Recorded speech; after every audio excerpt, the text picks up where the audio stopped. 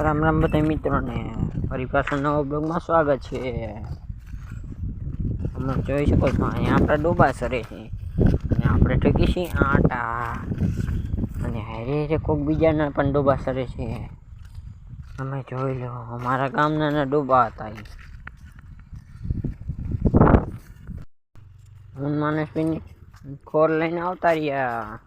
તમે જોઈ લો હું માનસભાઈ ગયા હતા પાંડત ખોર લેવા. તમે જોઈ શકો છો આપણું મોટરસાઇકલ તરી હાલે છે. તમે જોઈ લો આ છે આપણો ખોર. તમે એમ સમજતા હશો કારા જબલામ શું છે, કારા જબલામ ચંપલા હતા, બીજું કાંઈ નહોતું. હવે મિત્રો મળીએ ઘરે જઈને. આપણે ખોર મૂકીને થઈ ગયા વાડી બાજુ હતા ઘરની વાડીએ.